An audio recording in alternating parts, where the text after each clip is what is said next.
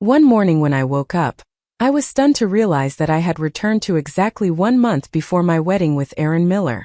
Without wasting a second, I went straight to his family's house to return the engagement gifts, cutting off every connection and treating the marriage as if it had never existed.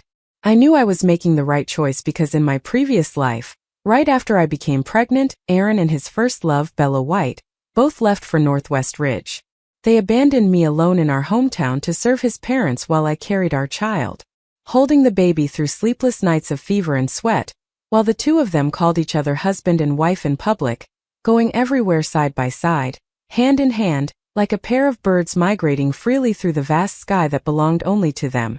I stayed behind, living cramped, narrow years in that old house, spinning like a windmill between his parents' medical records and the torn freight expense books.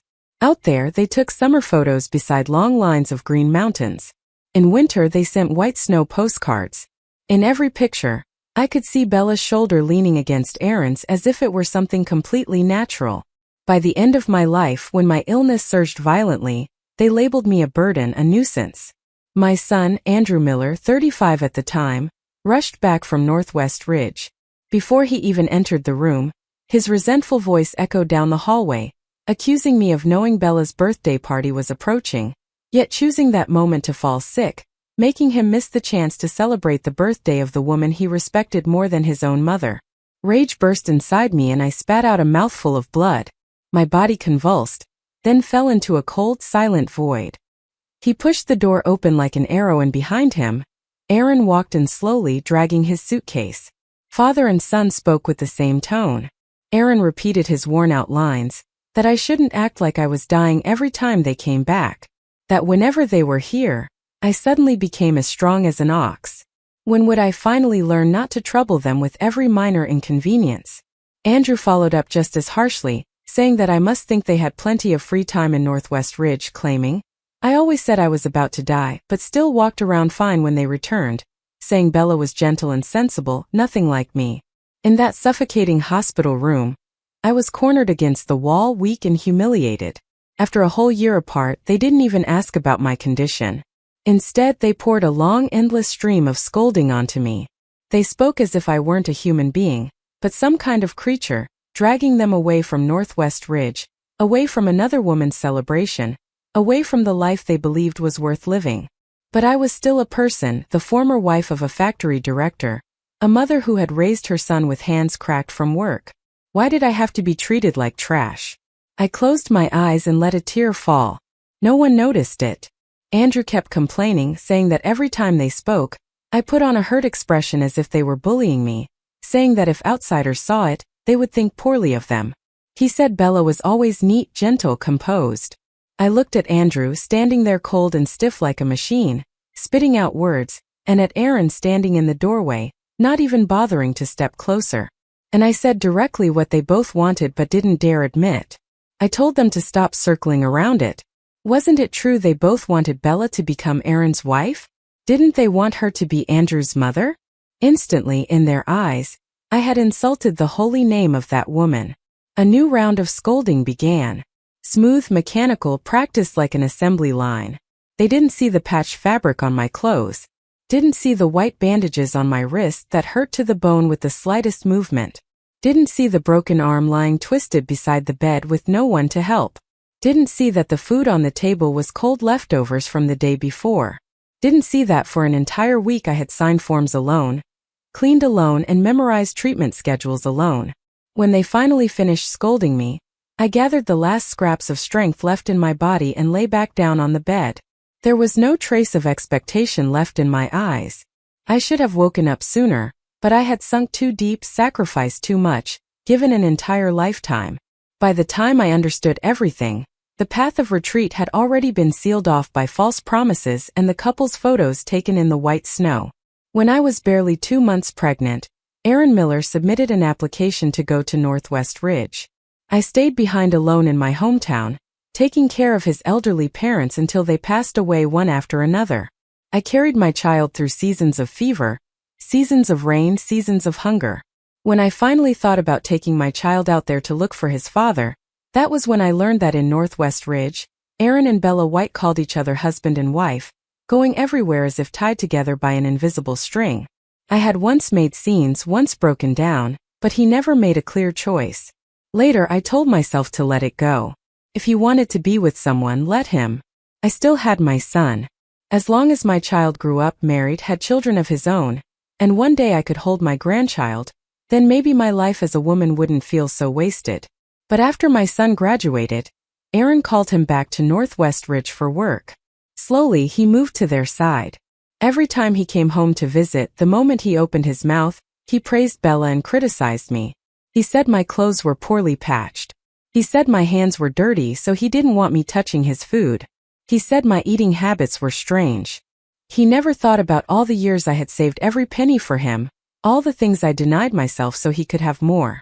Then, right in the middle of a pain that felt like my body was tearing apart, he delivered the final stab straight into my heart. He said he didn't blame his father for not bringing me to Northwest Ridge because I was dirty and sloppy and embarrassed the family wherever I went, while Bella made his father proud everywhere she appeared. The next day he left without a word. For 2 years we cut off all contact. If it hadn't been for the fact that I needed major surgery and the hospital required a family signature, I might never have called them back. I didn't want to talk anymore. I just told them clearly the time of the operation and said they could leave after signing.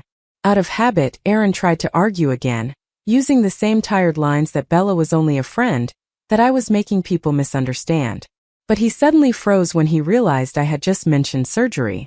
In that moment, on the face of a man over 55, whose sharp features had softened with age, appeared an expression of shock, as if he were seeing me as a human being for the first time, not just a shadow in the house. All of that ended with my death in my previous life. This morning, when I opened my eyes in my old rented room, hearing the birds outside the window, knowing for certain I was 1 month away from the wedding, I gathered my things neatly, returned the ring and the engagement gifts, and sent a cancellation letter to the Miller family. From now on, there would be no Aaron Miller, no Bella White, no endless hospital hallways, and no more of my own exhausted self. I chose my life again from the very first step. I walked slowly down the familiar street, sunlight falling like scattered gold across the pavement. There was no more regret inside me, only a quiet, simple calm. I would find a job. I would heal myself. I would learn to live as someone who owed no one her youth. And if one day I met them again, I would simply smile, letting it pass like the wind across an open field. In this life, the version of me they once trampled on no longer existed. Only the present me remained. Someone who knew exactly who I was, what treatment I deserved, and which direction I needed to walk so I would never return to that old darkness again. Back then, Aaron was the director of the factory. He only needed to stand there without saying a word. His straight posture and cold gaze naturally radiated an authority that made others step aside. The years seemed to leave no trace on his face, unlike mine, worn down by labor until at 50. I looked like a 90-year-old woman. Aaron flipped through my medical file quickly, his thick brows tightening without him even noticing. But how much of that was genuine? I no longer had the strength to measure.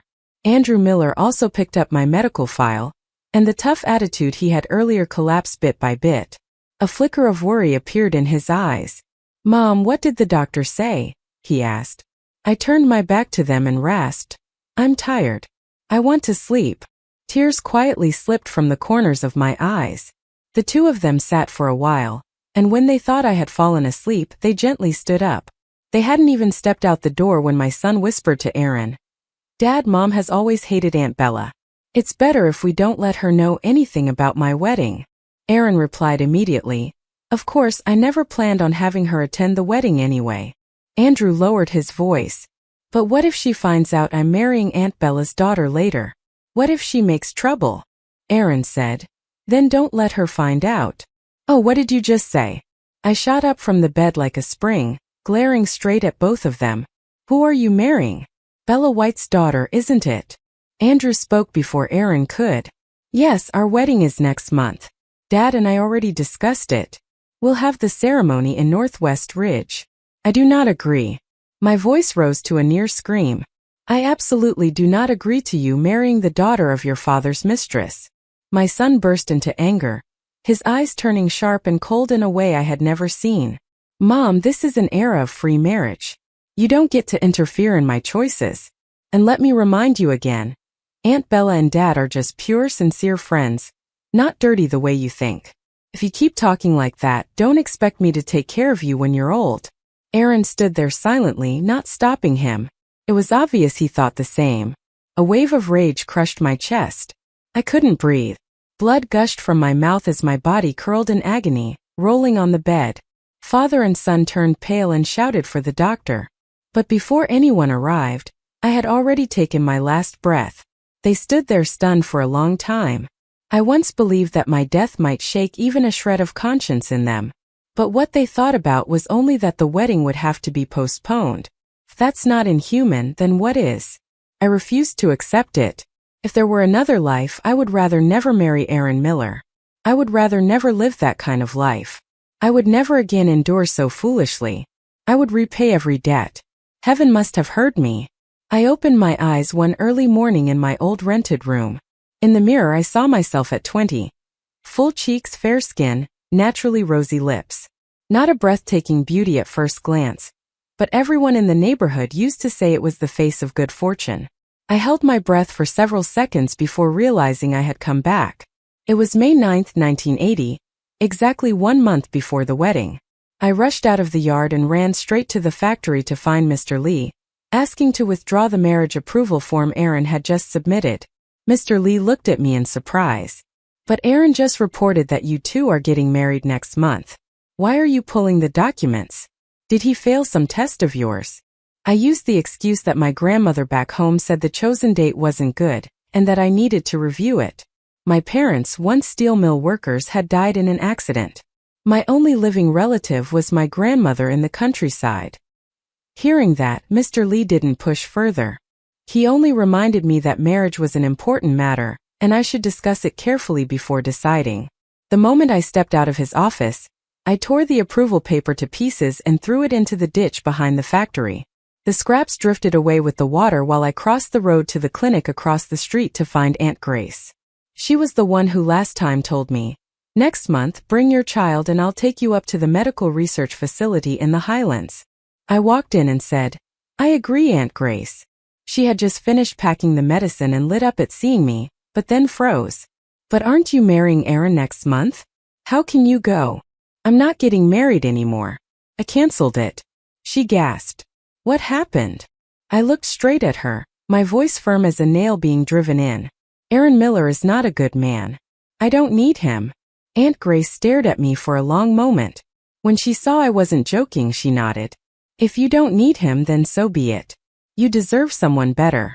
I'll talk to the higher-ups and arrange for you to come with me." I let out a quiet breath. Aunt Grace had been my mother's closest friend, someone who spent her whole life devoted to medicine, but ended up delayed by family circumstances. She loved me like her own child. The last time she heard I was planning to marry Aaron Miller, she warned me that women always suffered disadvantages in life, and at the very least I should master a skill before talking about marriage. Only then could I stand firm against whatever storms came my way. This time I wasn't just learning a skill to protect myself. I was learning to live a different life. A life called Lisa. One I chose myself. But back then I had been stubborn and refused to listen. I'd even gotten upset and walked out, thinking Aunt Grace would give up on me. I never expected that she hadn't blamed me at all, and had quietly saved a precious training slot just for me. Looking at her now, gratitude filled my chest. "I won't disappoint you," I said. After that, I left the clinic and went back to my workplace.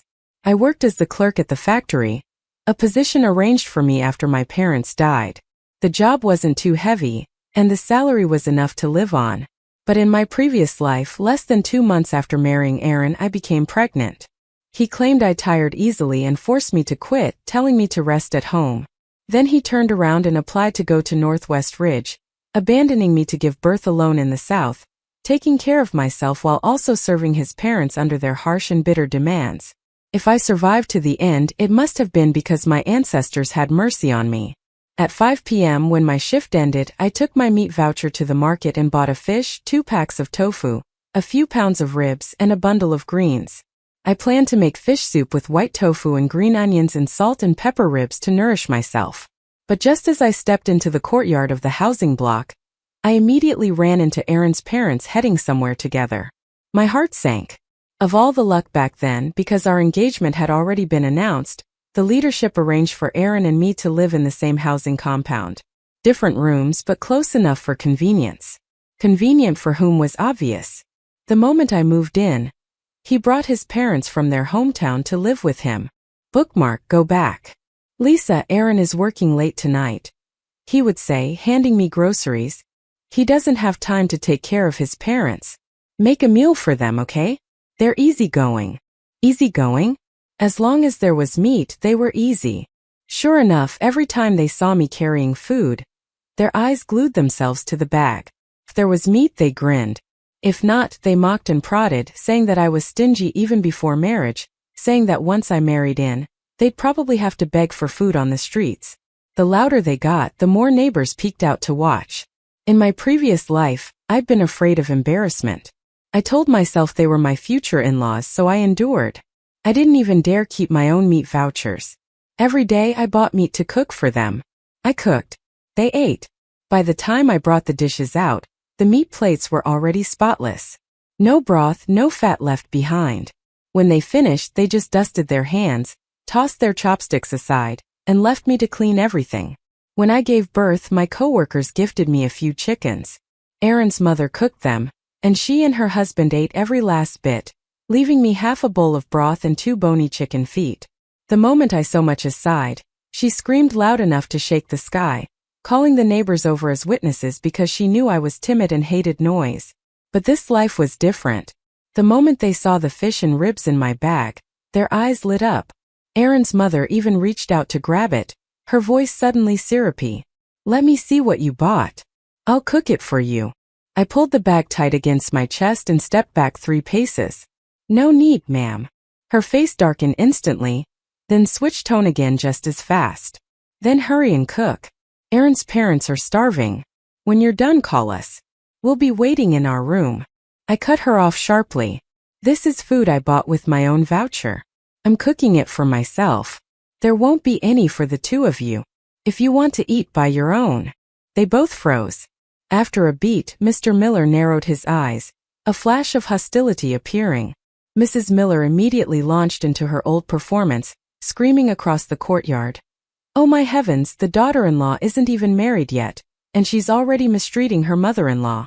How am I supposed to live in the future? Windows up and down the block slammed open. In my previous life, I had stayed silent and let them say whatever they wanted.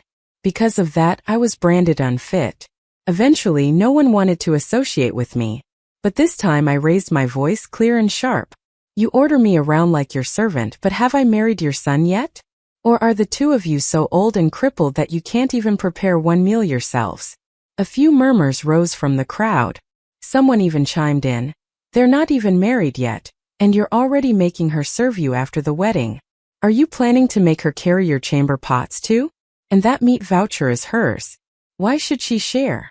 Judgmental stares gathered on Aaron's parents, but their faces were thick, and what truly held their attention were the ribs and the fish in my hands. Through clenched teeth, Mrs. Miller hissed. You used my son's money to buy those vouchers. Why shouldn't I get a share? Hand them over. And before I could react, she suddenly lunged to grab my bag. I tilted my body away, and she missed, crashing onto the ground and rolling as she wailed. Oh heavens, my arm. You broke my arm. Mr. Miller rushed over supposedly to help his wife, but his hand shot straight for the handle of my bag. It was so blatant it was almost laughable. I reached out, grabbed the bamboo drying rod beside me, and brought it down clean and sharp onto the back of his hand. He yanked it away with a grunt, the skin already turning red. I straightened my spine, my voice cold as well. Touch my things again and I'll call the neighborhood coordinator and the factory guards to make this clear. The vouchers are mine, given to each worker individually. If someone wants to eat, they can earn their own and buy their own food. Mrs. Miller, who had been lying on the ground screaming, abruptly went quiet. She glanced around, noticing that the neighbor's eyes were no longer sympathetic. She quickly changed her tone. Sweetheart, I only wanted to cook for you. I looked straight at her. I've already canceled my engagement with Aaron Miller. From now on, please stop attaching my name to anything involving the 2 of you. Mr. Miller clenched his teeth.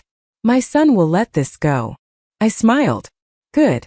I'd love for him to come explain in front of the neighborhood committee why his fiancé, who isn't even married yet, was forced to feed his entire family. A door creaked open. The accountant living at the front of the building said calmly, Lisa's right. Everyone should eat from what they bought. Don't make a scene. Several voices murmured in agreement. Mr. and Mrs. Miller's faces darkened as they stepped back silently. I walked past them with my bag without giving either of them a glance. On the stairway, the late afternoon sun poured down warm and dry, like a fresh chalk line drawn between us. In this life, I was no longer a daughter-in-law standing at someone else's doorway. No longer a shadow meant to cook and apologize. I was Lisa, the woman who used her own vouchers, cooked her own meals, signed her own life, and anyone who reached for my bag would get a clean crack of bamboo to remind them to step back. That sharp snap of bamboo echoed across the courtyard, making the entire row of houses hold their breath. No one had expected someone as slim as me to strike so cleanly and decisively, let alone dare hit the hand of her supposed future father-in-law. Mr. Miller held his swollen hand, eyes bloodshot, lunging at me several times, only to stop short each time when he saw the bamboo still in my grip. He shoved his wife forward as a shield. Mrs. Miller bared her teeth and hissed each word. Lisa, whether you like it or not, you will cook tonight's meal for us. If you don't, I'll tell Aaron to break off the engagement. Your reputation will be ruined. No one will want you. I laughed coldly. No need. When he gets back, I'll break it myself. Realizing I wasn't bluffing, both of them flinched. 2 weeks ago, I had treated them as carefully as if they were ancestral tablets. But now I stood tall, my eyes sharp as blades. They were shaken, unable to understand why I had suddenly changed. But they understood one thing clearly. I had a stable job and good pay. A daughter-in-law like that, rare as gold in a rationed world, was not someone they could afford to lose. So despite their anger, they had no choice but to swallow it. They would wait until after the wedding to deal with me. I saw right through them. Ignoring their faces, I carried my bag inside, set the pan on the stove, fried the ribs with salt and pepper, and simmered the fish soup with tofu. Just as I set the plate of ribs on the table, Aaron Miller wandered in, almost as if he had sniffed out the food. At only 22 with good work performance, he had just been promoted from a regular worker to team leader. Yet his face was stormy, dark as thunderclouds. Back then I thought he was stressed about the new position. I didn't know until later that it was because of Bella White, his former lover, who had become someone's wife, had a child, and had come back. She'd even come to the factory to find him. No one knew what they said to each other, only that when she left, someone saw Aaron acting like a madman, racing to find Mr. Lee. When a coworker told him Mr. Lee was away on business, he barged into the office anyway, ransacked the desk drawers searching for something. When he didn't find it, he slammed his fist into the wall. When I heard the story back then, I was still naive. I assumed the organization hadn't arranged a proper position for Bella, so that was why he was angry. Who would have expected that Bella herself had applied to return and live here long term? The moment he heard she wanted to stay, he immediately lost all desire to marry me. In my previous life, because Mr. Lee had already submitted the marriage leave paperwork to the higher-ups before going on his business trip, Aaron missed his chance to pull it back.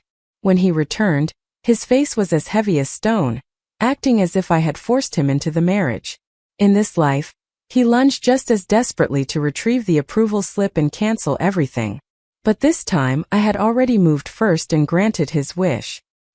He washed his face at the well outside, then walked into my room out of habit. Ever since I moved here, he'd come by after work to eat before going home. I brought the soup out and he glanced at it, said nothing, and went straight to the kitchen to scoop rice. I clearly saw him take only one bowl for himself. Thinking about it now, I felt nauseated. How blind had I been in my previous life to ever fall for that selfish, narrow-hearted man? He had just sat down when I flicked the chopsticks out of his hand. My voice was cold as deep well water. "You're not eating here today. There's no portion for you." His face darkened, but before he could flare up, I said clearly, "I already retrieved the marriage leave approval. We're not getting married." He jerked his head up, and a flash of relief lit his eyes faster than he could hide it. But almost immediately, he smoothed on his affectionate mask, lowering his voice. Lisa, what are you saying? Did I not do well enough? But I didn't want to hear it. I cut him off. We're not compatible. I've already agreed to go with Aunt Grace next month to the Highlands for medical research. I might not come back for a year. I calmly scooped rice, took ribs and fish, and filled my bowl, my meat vouchers, my food. Not a single bite for him. Aaron froze like a rusty hinge, but the trace of joy still flickered at the corners of his eyes, exposing his true heart. Even now he dared to sweet talk. A year isn't that long. I'll wait for you. I shrugged. No need. Ending things early makes everything lighter. For the past 2 years we had met through a coworker's introduction. I thought he was sincere, bringing an umbrella in the rain, medicine when I was sick, extra food vouchers during holidays, sometimes even giving me clothes. Because of those gestures I had loved him. But it turned out he chose me only because Bella had gotten married. Once he had me, his true coldness leaked through bit by bit. Many times in my previous life I had imagined telling him, "Fine, just wait then," and watching his glowing face crumple like wet paper. But in this life I wanted a different show entirely. I wouldn't stand in the way of him and Bella White anymore. Happiness built on betrayal had never been real anyway. He opened his mouth to explain, but before he could speak, his parents appeared in the doorway holding bowls and chopsticks. I pushed the door open and waved my hand. Get out. I need to meet Aunt Grace. Before they could snoop around my room, I swept all the food into the cabinet, including the chopsticks in Aaron's hand, then locked it with a loud click. He stared like he was seeing a ghost. I lifted my chin toward him and his parents. Planning to fight me over my own dinner, too? Even if we're breaking up, you don't have to be this heartless, he growled through his teeth. I do, I replied evenly. Get out. Don't bring your bad luck into my room. Lisa, he snapped, eyes narrowing. Watch your mouth. What did my parents ever do for you to insult them? In my previous life, the moment he barked my full name like that, I shrank and swallowed every word. But in this life I lifted my head, looked straight into his eyes and said, if you don't get out, I'll grab that broom and sweep you out myself. My fingers flicked toward the broom, leaning against the wall near the doorway. The afternoon sun slanted across us like a new boundary line. And I truly stepped for the first time onto the ground that belonged to me. My words hadn't even faded when Mr. and Mrs. Miller appeared at my doorway again. Mrs. Miller snatched up the broom at the corner and shrieked, charging at me. You brat! How dare you disrespect my son? Let me show you how I smack that mouth of yours. She raised the broom high, about to strike, but Aaron stepped forward and grabbed it midair. His eyes flashed coldly across me as he dragged his parents out to the porch with a rough yank, then slammed the door shut. Denied her chance to hit me, Mrs. Miller switched to her sharpest weapon, her mouth. Her vinegar-soaked words poured out non-stop, burning through the hallway until it was hard to breathe. The noise irritated Aaron, and for the first time in my life, I heard him raise his voice at his mother. Stay within bounds. If you keep this up, I'll send you back to the countryside. And don't even think about showing up at the factory again to cause trouble. In my previous life, before he left for Northwest Ridge, every time his mother cornered me until I broke, he only said one word. Endure, and promised things would calm down once his parents returned home. The more I endured, the deeper I sank. When I became pregnant, he applied for a transfer to Northwest Ridge. I begged to go with him. He coaxed me, saying it was freezing there, and I was pregnant and the climate wouldn't suit me. He told me to stay home and wait for him to return to bring me over. I waited through one season after another, 35 long years, and that promise never came true. In the end, I had to follow his parents back to their hometown alone and raise my child there. This time, seeing her son truly angry, Mrs. Miller finally shut up. Though when she turned away, she still shot me a look sharp as a needle. I spat on the cold floor. Her face drained of color, and she raised her claw-like hand to scratch. But before she could strike, Aaron yanked her back. His voice was curt. From today on, she and I are done. She's no longer my fiancé. Don't bother her again. The Millers froze for a moment, but before they could respond, he blurted out that he had gotten promoted. Instantly their eyes lit up. Promoted to what? Team leader of the workshop. Oh, our ancestors have blessed us. Mrs. Miller lifted her chin toward me, her tone icy. Good thing you canceled the engagement. A woman who can't respect her elders doesn't deserve to be our daughter-in-law. My son will find someone better." Aaron said nothing more and walked away. After the door shut, I leisurely finished setting up my meal. The salt and pepper ribs were perfectly crisp, and the fish tofu soup was light and sweet. Eating alone warmed my stomach and soothed my mind far more than feeding those ungrateful people ever had. That night I slept the deepest sleep I'd had in years. The next morning, news of my broken engagement had spread through the whole housing block, courtesy of Mrs. Miller herself. She told everyone I was unfit and rude, unworthy of becoming their daughter-in-law. But anyone with sense only needed one look to know the real problem. The more she talked, the more unreasonable she sounded. Neighbors finally snapped and talked back. How could one petty sour mouth win against an entire building? She argued until her face flushed and her ears burned, and still lost. Enraged, she even swung her hands at a few people. But everyone who lived in these assigned company units had backing. By the time Aaron heard what happened and rushed over, Mrs. Miller had already scratched up the faces of two older women, both mothers of men with positions higher than Aaron's. He dragged them to the hospital, bowing his head and begging them not to report it to their sons. They only smirked and immediately made the call. The moment their sons arrived and saw their mothers covered in blood, they exploded. Right there in the hospital waiting room, they tore into Aaron with a fury that shook the walls. He bent over like a scolded child, unable to utter a single word. The consequences were immediate. A demotion notice landed on the desk. Aaron was sent back to being a machine operator. For the next few years, climbing up again would be nearly impossible. Back from the hospital, he vented his anger on his parents, scolding them like children. But the two of them still stubbornly insisted everything they'd done was for his own good, and then tried to shove all the blame onto me to protect his reputation. When it reached that point, Aaron tried to force his parents to return to their hometown. They refused and even smashed pots and pans. Furious, he grabbed his coat and disappeared for several days. Having lived their whole lives as the tyrants of their little village, one shout was enough to shut down the neighborhood. The Millers thought they could do the same here. Instead, the entire housing block slammed doors in their faces. Wherever they knocked, people threatened to call the police. Panicking, they remembered me. The moment I saw them lurking near my doorway, I lifted the broom upright and told them to take one more step if they dared. Mr. Miller, having once tasted my bamboo stick, shrank back instantly and dragged his wife away. Half a month later, Aaron finally appeared again. Walking beside him were Bella White and her 3-year-old daughter Lily, hugging a stuffed bear and swaying as she walked. Maybe after that time Aaron disappeared from home, the Millers finally learned fear. When he told them he wanted to marry Bella White, they went silent. I understood perfectly. It wasn't that they didn't dare. It was that they were waiting. Once Bella stepped into their door, then they would slowly show their true claws. The only difference this time was that with Aaron supporting her, they wouldn't dare go as far as they had with me. Mrs. Lou at the front of the housing block leaned toward my ear. That fox of a woman.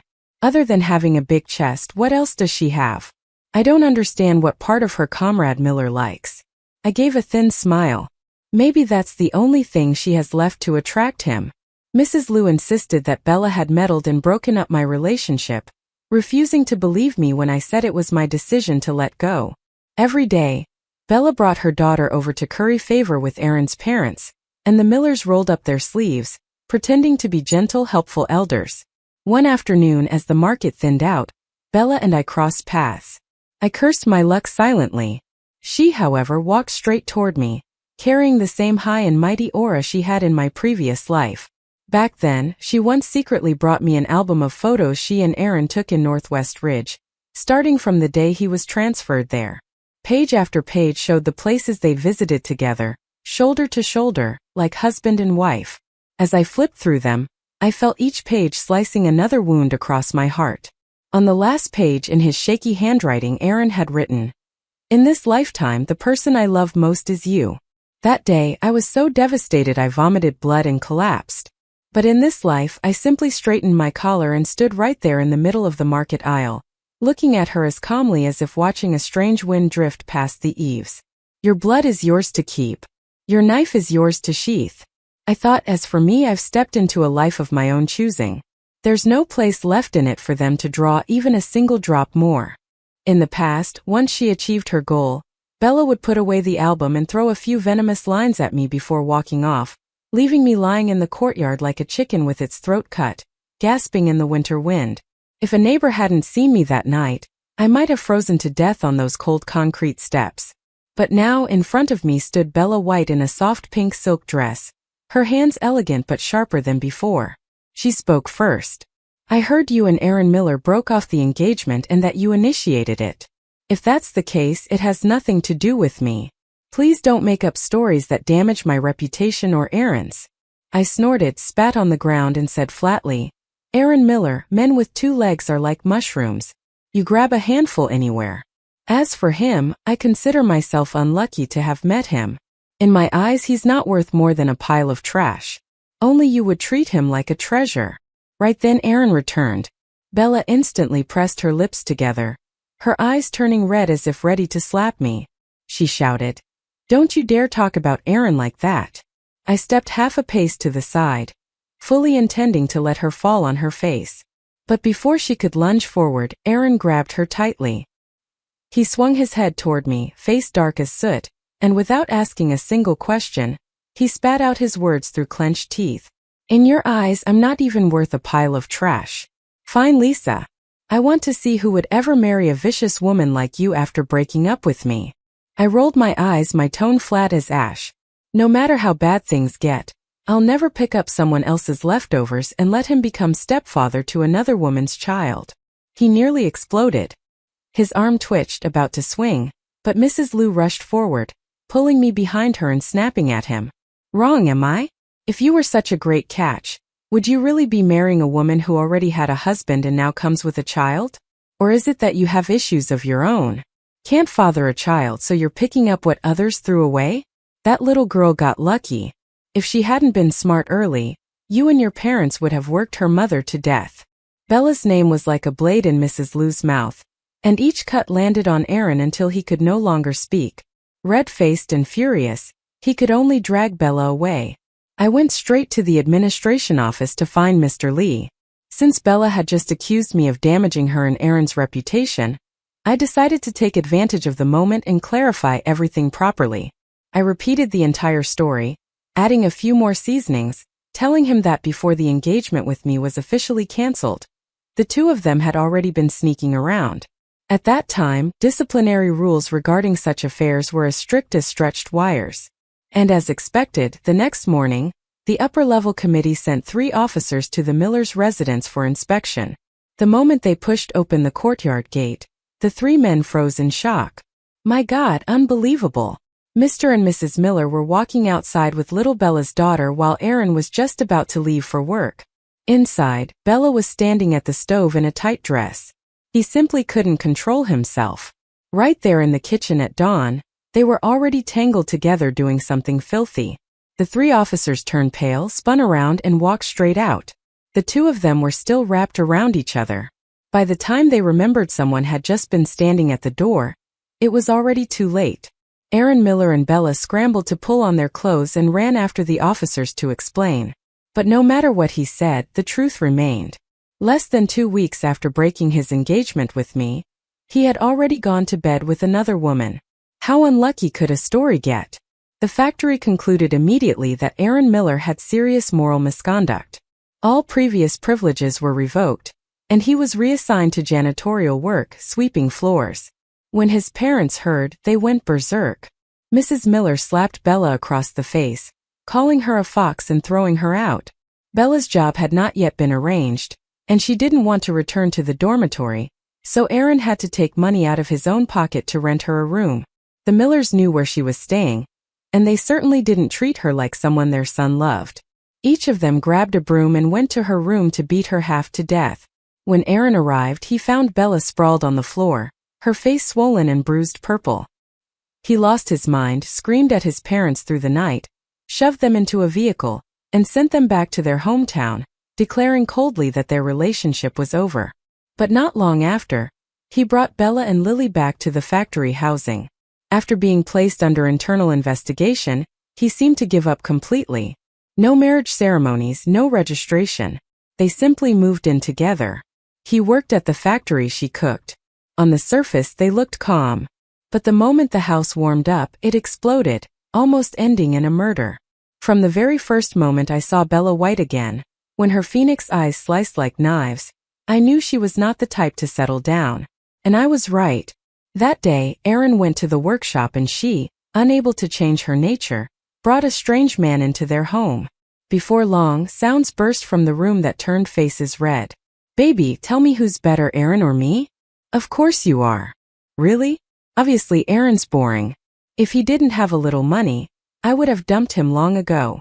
Bella teased him again, complaining that Aaron forgot his documents and came back, only to stand at the doorway hearing every word. Rage consumed him. He grabbed a kitchen knife and stormed into the bedroom. The two naked bodies rolled off the bed in panic. Seeing the danger, Bella threw all the blame onto the man.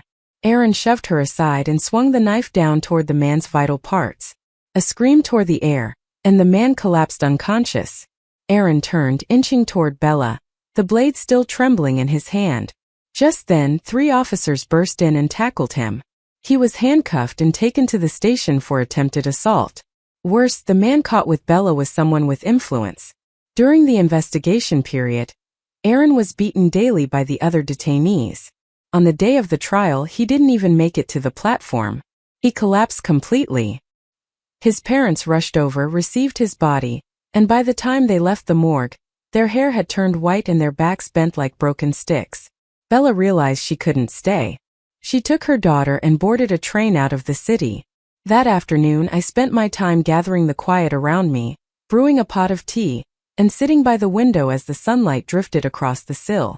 Old scripts collapsed on their own without me lifting a finger. In this life I no longer needed to prove anything with my own blood. All I had to do was walk straight and walk alone. That night, the train carrying Bella and her daughter left the city and seemed to vanish into the folds of hills and tunnels. Both of them disappeared without a trace. No one knew where they drifted. Rumors rose like smoke but blew away just as quickly, leaving only a cold emptiness in the memories of those who had witnessed that hurried farewell under the dim station lights. 3 years later, a patrol team near the border found the body of a woman buried in a patch of tall reeds. Her papers were destroyed, but the marks on her body told the rest of the story. She had been trafficked and brutalized along the way.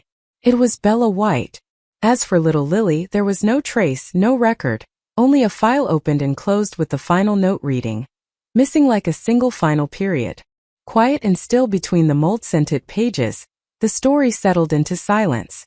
From that moment on, I folded away all the old chapters of my life and poured my entire mind into following Aunt Grace up to the highlands to study traditional medicine. Days were spent walking from village to village. Nights were for oil lamps, learning each herb by sight, sketching every pulse chart by hand. My early morning and late-night footsteps polished the wooden threshold of the small clinic until it gleamed. I no longer looked back toward the factory housing block. Nor did I let my heart tremble because of any name that belonged to yesterday. Many years later, I returned to the city and took over a hospital in the middle of an expansion phase. I built new departments, trained new generations, and ran funds to support poor patients. Work rose and fell like the tide. Finishing a surgery only to walk into a case review, leaving a conference only to head back to the patient ward. I had no strength left for anything outside of this. Each day passed, measured not by hours, but by the beating hearts of the sick and the faint scent of disinfectant clinging to my white coat. When the plaque reading Chief of Medicine was finally hung on the dark wooden door, I stood there in silence for a moment, then smiled. My life had turned a new page. No more dark corridors, no more echoes of fights from the past, only a straight path ahead of work, of duty, and of a heart that had learned to beat steadily on its own through every upheaval.